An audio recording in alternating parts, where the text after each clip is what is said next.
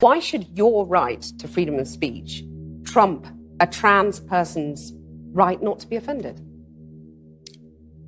Because in order to be able to think, you have to risk being offensive.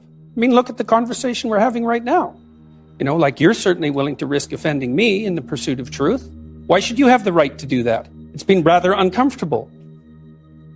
You've connected a lot with a lot of young men, lots of different people, but young men particularly seem to, find something in your message. I'm a young man. I'd like to be improved, please. I want to stop being a pathetic weasel. Yeah, that would be good. Clean up your room. I don't know how you can go out and protest the structure of the entire economic system if you can't keep your room organized. What are the limits of that idea, though? Because you can have a lovely clean room, but if for my generation, we're looking down the barrel of climate change, we can't afford a house, some people can't get work, university education's unaffordable. Like, there are these huge, massive problems in society and the political economy that are also going to, screw us over in the big picture that the clean room isn't going to necessarily fix. If you're going to fix complicated problems, you have to learn how to fix simple problems first. I want to know, what is your answer to young people for some of the really big problems facing humanity, like the climate catastrophe, like economic crisis, like the precarious job market? Because they just don't, you talk all this much about individual responsibility. Most of us are never going to be able to afford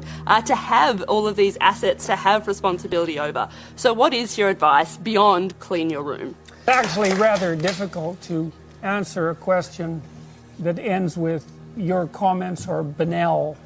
Politely. I would consider that more of an opinionated personal and political statement than actually a question. So why don't you try reformulating that so that there's an actual question there? A trans woman is a real woman. I don't really like the way those questions are formulated. I don't know what that means. What do you mean, a real woman? Well, I'm asking you, in your mind, it depends what you think a real woman is, but do you think a trans woman is a woman? No. Why not?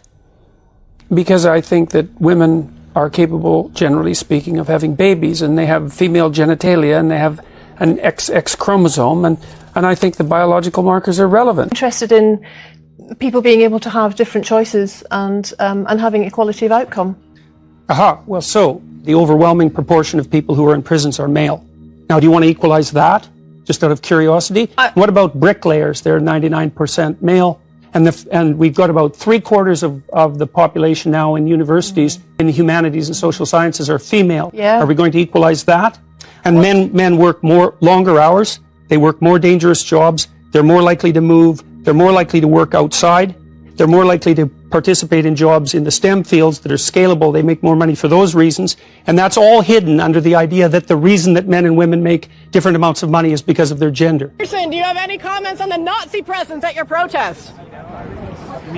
The presence of Nazis and white supremacists assaulting people at your protest. Do you have any comment on that? Yeah, I don't like Nazis. Well, that's highly debatable. That's highly debatable. Actually, one of the things absolutely true, because there's never been a secular humanist government on the planet. I don't know. I think the Soviets were pretty secular. No, humanist. Then, I know with all due apologies, you do not know the first thing about what secular humanism is. You should read the Secular Humanist Manifesto. I'm very glad I put you on the spot. Well, I'm very glad that I've exercised my freedom of speech. You get my point. It's like you're doing what you should do, which is digging a bit to see what the hell's going on. And that is what you should do. But you're exercising your freedom of speech to certainly risk offending me. And that's fine. I think more power to you as far as I'm concerned. So you haven't sat there and... I'm just trying to work that out. I mean... Gotcha. You have got me. I'm trying to work that... History. You've written the idea that women were oppressed throughout history is an appalling theory. They haven't had a great time, though, have they? Who has had a great time in history? But men have had less of a... Really? Have they? Have they? By what standard? By what standard? Well, I'm just saying, if you're a woman... How about war? But it took longer for women to get the vote, and women belong to their husbands, and in this country, one woman dies every week from domestic violence, a man dies once a month, I believe, from that same cause. Aren't there some clearly obvious things that women are victim of as a result of their gender? There are inequalities in the catastrophes that the genders are subject to. And so, look, first of all, there's some things we got to get straight. History is a rough business. Everybody had it rough. In 1895, the typical Westerner lived on less than $1 a day, which is absolute poverty by today's standards, right? And so people were brutally poor for almost the entire course of human history. It was rough. You say, well, did men or women have it worse? It's like, well, you know, that's a complicated question. But one of the things you can say is everybody had it pretty damn bad. Marxists say, well, that wasn't real Marxism. What it really means, and I've thought about this for a long time, it's the most arrogant possible statement anyone could ever make. It means, if I would have been in Stalin's position, I would have ushered in the damn utopia instead of the genocidal massacres, because I understand the doctrine of Marxism and everything about me is good. It's like, well, think again, sunshine. I'm not suggesting in the least, and have never suggested, that there's no domain for social action. I'm suggesting that people who don't have their own houses in order should be very careful before they go about reorganizing the world, which happens in many ways.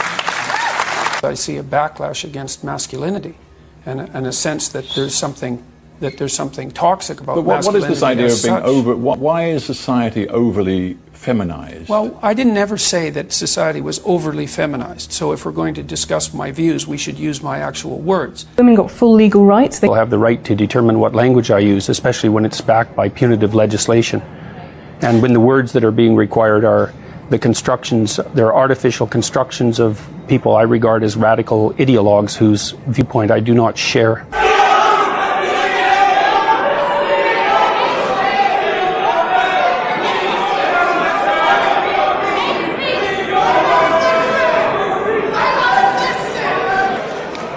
That's pure narcissism at work, by the way. A question for Professor Peterson. Why do you feel that someone's personal gender identity and pronouns infringes your free speech? Can one not also argue, based on your interpretation, that professors can use racial slurs in their classroom and that the inability to do so would violate their freedom of speech? There's a difference between saying that there's something you can't say and saying that there are things that you have to say. And I regard these made-up pronouns, all of them, as the neologisms of radical PC authoritarians. Do you understand that? And I'm not a fan of that sort of person. And the reason I'm not a fan of that sort of person is because I've done my homework. I've read everything I can get my hands on in the development of authoritarian political systems, and I know the literature inside out and backwards. And I am not going to be a mouthpiece for language that I detest. And that's that. The whole patriarchy thing, I think you have no idea how pernicious and dangerous it is. Well, no, I don't. I really don't. Go on. Throughout history,